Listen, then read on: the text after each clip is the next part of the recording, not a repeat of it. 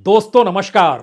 अच्छे दिन आने वाले हैं यह तो हम नहीं कहेंगे, लेकिन राजनीति बदलने वाली है, आज इसका जिक्र जरूरी है। संगठन बदलेगा, नेता बदलेंगे, मुद्दे बदलेंगे और हाईकमान के तौर तरीके बदल जाएंगे। 3 दिसंबर की तारीख का कुछ राजनीतिक मायना पहली बार पिछले तमाम चुनाव की तारीख और उसके चुनाव परिणाम के ऐलान के अनुसार इस बार नहीं है। इस बार की परिस्थितियां बिल्कुल अलग है। चुनाव प्रचार आज तेलंगाना में भी थम गया। समूची कैबिनेट दिल्ली लौट आई, प्रधानमंत्री नरेंद्र मोदी भी लौट आए और देश के गृह मंत्री भी आज गृह मंत्रालय पहुंच गए। इन सब के बीच कांग्रेस वर्किंग कमेटी जो अलग अलग तेलंगाना के जिलों में गलियों में घूम रही थी, वह भी हवाई जहाज पकड़कर वापस दिल्ली लौट आई। राजनीतिक तौर पर सब कुछ आखिरी क्षणों में तेलंगाना में झोंक दिया गया, चाहे वह बीजेपी हो चाहे वह कांग्रेस हो।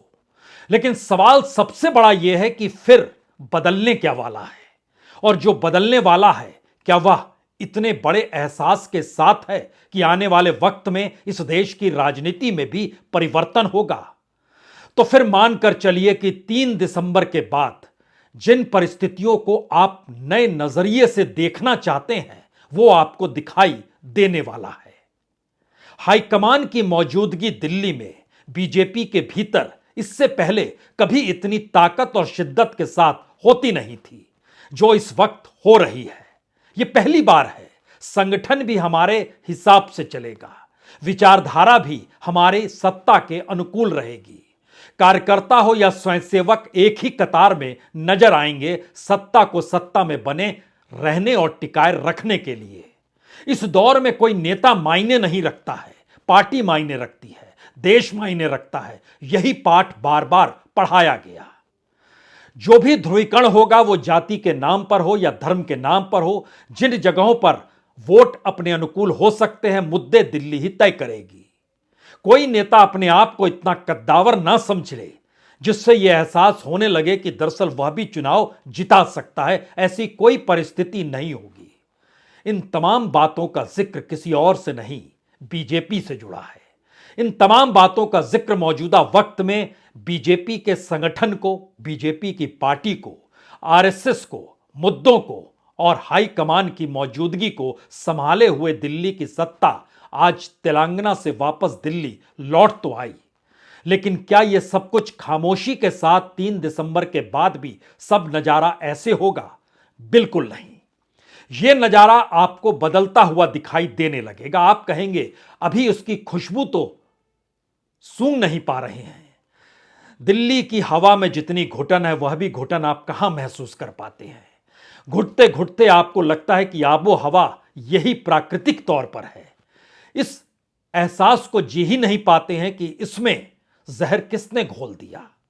और इस दौर में बीजेपी के भीतर का संकट यही हो चला था, लगातार सत्ता में बने रहना और जीत दर जीत, और जीत के लिए प्रचार और प्रचार के लिए नारों को लगाते हुए कैबिनेट मिनिस्टर, तो फिर स्वयंसेवक और कार्यकर्ता की हैसियत क्या है। लेकिन 3 दिसंबर की तारीख अब बीजेपी के लिए इसलिए महत्वपूर्ण हो चली है क्योंकि उसको पता है राजनीतिक जमीन खिसक रही है। और याद कीजिए, पार्लियामेंट के भीतर एक वक्त प्रधानमंत्री ने ही दुष्यंत कुमार की 2 लाइनों को गुनगुनाया था और कहा था कि तुम्हारे पांव के नीचे कोई जमीन ही नहीं, और कमाल यह है कि तुम्हें इसका पता ही नहीं।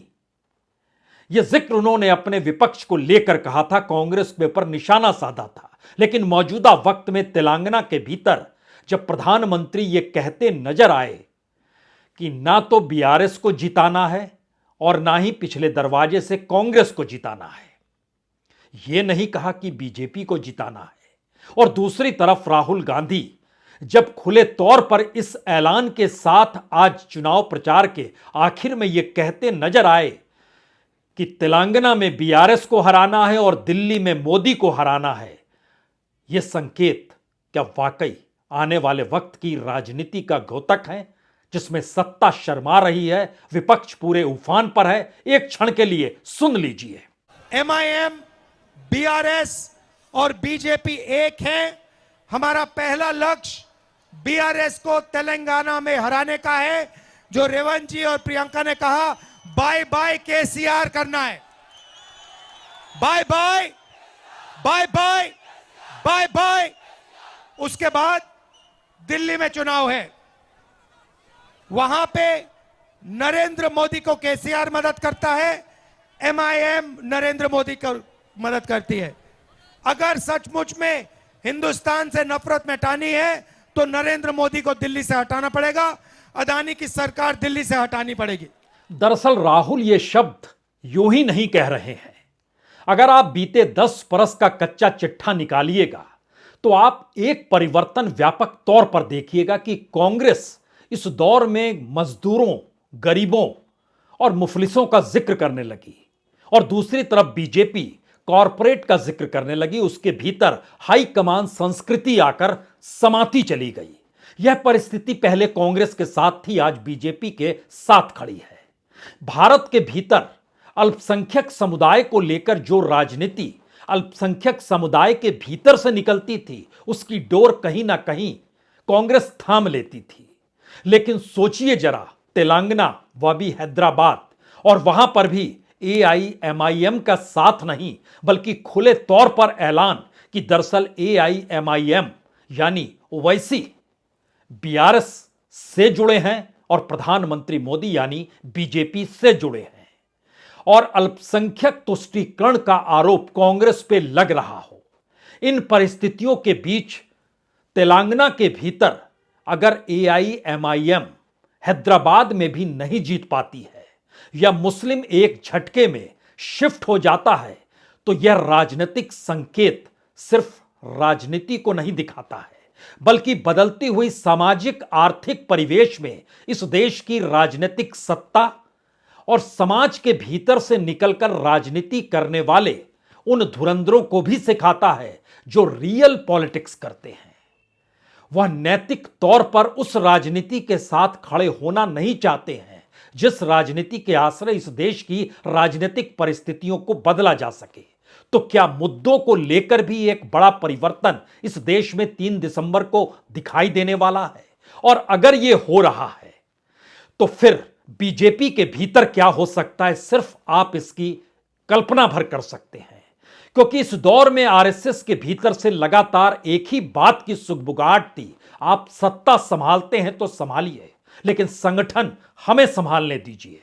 क्योंकि संगठन संभालते वक्त संघ को इसका एहसास होता है कि आने वाले वक्त में किस राजनीति के समानांतर किस राजनीति को खड़ा करना है। यानी अगर मोदी सत्ता यह समझती है कि आरएसएस राजनीति नहीं जानता है, तो फिर उन्हें देवरस को याद करना चाहिए, जो जेपी को भी लेकर इस दौर में खड़े हो गए थे, जिस दौर में संघ के साथ कोई खड़ा नहीं होता था। और अगर आप इस दिशा में जा चुके हैं जहां आप युग पुरुष बनने पर उतारू हैं और आप ही के तमाम लोग जो प्यादों की शक्ल में नजर आते हैं वो अगर आपको युग पुरुष कहते हैं, जैसे 24 घंटे पहले देश के उपराष्ट्रपति धनखड़ साहब ने कह दिया मोदी युग पुरुष हैं और उन्होंने महात्मा गांधी से तुलना कर डाली, तो एक क्षण के लिए याद कीजिए, इमरजेंसी के ठीक बाद जब जनता पार्टी की सरकार बनी थी तो फिर जेपी को भी गांधी के समकक्ष खड़ा करने की कोशिश जनता पार्टी के कुछ नेताओं ने की थी। और उस वक्त भी मोरारजी देसाई जो देश के प्रधानमंत्री थे और अटल बिहारी वाजपेयी जो नुमाइंदगी राजनीतिक तौर पर संघ की उस वक्त कर रहे थे, दोनों ने कहा था महात्मा गांधी से नहीं जोड़ा जा सकता है जेपी को। और मौजूदा वक्त में ऐसी परिस्थिति आ गई तो आने वाले वक्त में क्या प्रधानमंत्री मोदी मोदी नहीं रहेंगे तो क्या संघ खत्म हो जाएगा, बीजेपी खत्म हो जाएगी? क्या यह वो चिंता है जो पहली बार बीजेपी के भीतर और आरएसएस के भीतर बड़ी हो चली है? बिल्कुल यही वो चिंता है जो इस दौर में 3 दिसंबर का इंतजार कर रही है। और उसके भीतर यह एहसास बड़ा हो चला है कि अगर 5 राज्यों में से भी बीजेपी कहीं ना जीत पाई तो ऐसी नाजुक परिस्थिति में 2024 में क्या होगा। और अगर हमारे पास प्लान बी नहीं है और अगर हम उस दिशा में नहीं बढ़ सकते हैं, अभी तक चुनाव जीत रहे थे तो सत्ता के अनुकूल इस देश के भीतर में आरएसएस के वह स्वयंसेवक जो अलग अलग जिले को संभालते हैं और जो प्रचारक की भूमिका में अलग अलग जगहों पर जिनकी मौजूदगी मुद्दों को लेकर होती है, उसको भी सत्ता के लिए परिवर्तन करना पड़ा। परिवर्तन का मतलब है वहां भी ओबीसी स्वयंसेवक की खोज हुई। यह परिस्थिति इस रूप में नाजुक हो जाए कि सत्ता आपके पास नहीं, विचारधारा हमारे पास नहीं, तो क्या यह राजनीतिक घटनाक्रम बीजेपी के भीतर ही बदल रहे हैं या समूची राजनीति को बदलने पर उतारू है? ध्यान दीजिए, नेताओं की मौजूदगी बीजेपी ने छत्रपों के लिए खत्म कर दी। कांग्रेस ने इस दौर में छत्रपों को पैदा किया। मध्य प्रदेश के भीतर कमलनाथ हैं, राजस्थान के भीतर गहलोत हैं, छत्तीसगढ़ के भीतर बघेल हैं, लेकिन इन तीनों राज्यों में कोई भी बीजेपी का नेता नहीं जो मोदी के चेहरे के सामने खड़ा होना तो दूर, नाम भी लिया जा सके। तो क्या सिर्फ एक चेहरे के आश्रय समूचे देश को साधने की जो कोशिश हुई अब वो खत्म हो चली है और 23 यानी 3 दिसंबर का वो भयावह नजारा सामने है जो 24 की तारीख के बाद एक अंधेरे में समा जाएगा? और खास तौर से उस दौर में जब आरएसएस के 100 बरस होने जा रहे होंगे, तब तो सवाल यह है कि आरएसएस को अब बीजेपी को मथने के लिए तैयार होना होगा। बीजेपी के भीतर कद्दावर नेता गडकरी की मौजूदगी हाशिए पर ढकेल दी जाए, संसदीय दल से बाहर का रास्ता दिखा दिया जाए और कोई एक बात ना कह सके, और कहने की हिम्मत कहां होगी। संघ अपने तौर पर कुछ कहता नहीं, संघ जिनके जरिए कहना चाहता है उन्होंने इस दौर में खामोशी बरत ली। और इस कड़ी में हमें लगता है आज योगी आदित्यनाथ का जिक्र भी होना चाहिए। योगी आदित्यनाथ यूं ही मुख्यमंत्री नहीं बने थे। जिस दौर में अयोध्या को लेकर बीजेपी ने खामोशी बरत ली, उस दौर में गोरखपुर के भीतर कोई मीटिंग अयोध्या को लेकर अगर कराता था और आरएसएस के लोग वहां जाकर उसमें शिरकत करते थे, चाहे अशोक सिंघल ही क्यों ना हो और मोहन भागवत ही क्यों ना हो, इन लोगों की शिरकत भी अयोध्या में राम मंदिर को लेकर गोरखपुर में होती थी। और इनको इस बात का एहसास था कि योगी आदित्यनाथ उत्तर प्रदेश की बागडोर अगर संभालेंगे तो अयोध्या आंदोलन बड़ा तीखा और तेज होगा। इसीलिए ध्यान दीजिए, मनोज सिन्हा शपथ लेते लेते चूक गए।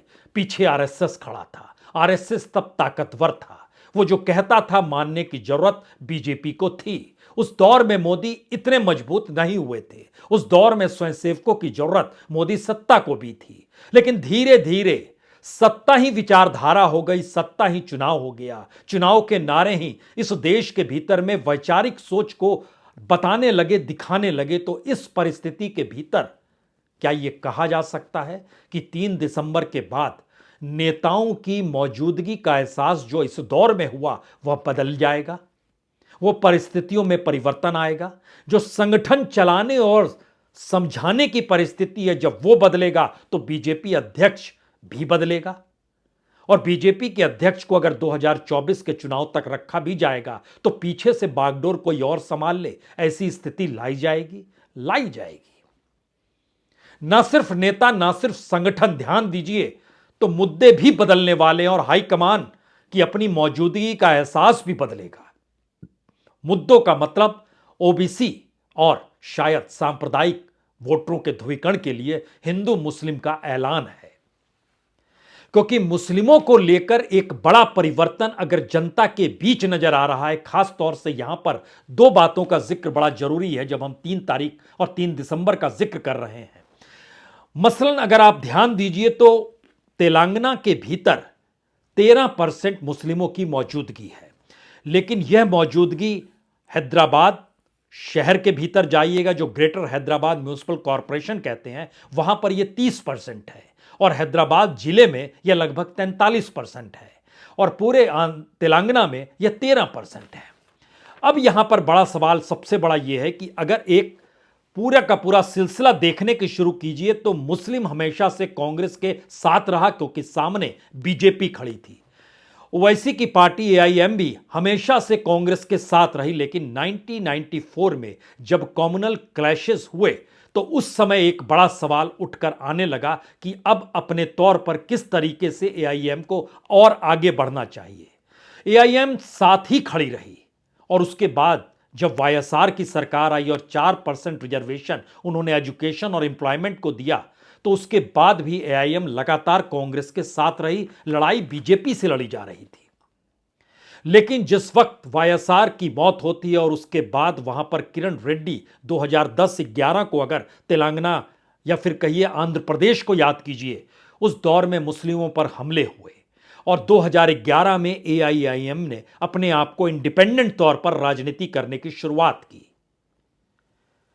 केसीआर को वोट मिले, केसीआर के साथ एआईएम खड़ी हो गई। उसने बहुत वेलफेयर स्कीम की शुरुआत की, उसमें शादी खनाज का निर्माण हो, उसमें शादी मुबारक की शुरुआत हो, गरीब मुसलमानों को 1 लाख रुपया देना हो, 206 आवासीय स्कूल कॉलेज खोले जाने हो। एआईएम साथ रही और इस चुनाव में भी साथ है। लेकिन बावजूद इसके इस वक्त मुस्लिमों के भीतर भी यह क्यों सवाल है कि विकल्प के तौर पर बीजेपी के लिए इस दौर में, चाहे वो क्षेत्रीय स्तर पर हो या राष्ट्रीय स्तर पर हो, कांग्रेस के साथ खड़ा होना होगा। यह सवाल उनके भीतर क्यों आ गया? इसलिए आया क्योंकि इस दौर में बीजेपी ने सत्ता के लिए जो भी धाराएं पकड़ी, उन धाराओं में वो अपने अनुकूल की मानसिकता को लिए हुए थे। 2014 के चुनाव में विकास का जिक्र था, प्रधानमंत्री मोदी के मैनिफेस्टो में अयोध्या और राम मंदिर का जिक्र नहीं था। लेकिन 2019 आते आते परिस्थितियां बदल गई और इन बदली हुई परिस्थिति में दिल्ली की सत्ता का राजनीतिक मिजाज भी बदला। 2014 के मोदी 2019 के बाद के मोदी नहीं है, तो क्या 2024 के मोदी अब बिल्कुल अलग मोदी होंगे? यही वो सवाल है जो आरएसएस को डरा रहा है, बीजेपी के भीतर एक डर पैदा कर रहा है।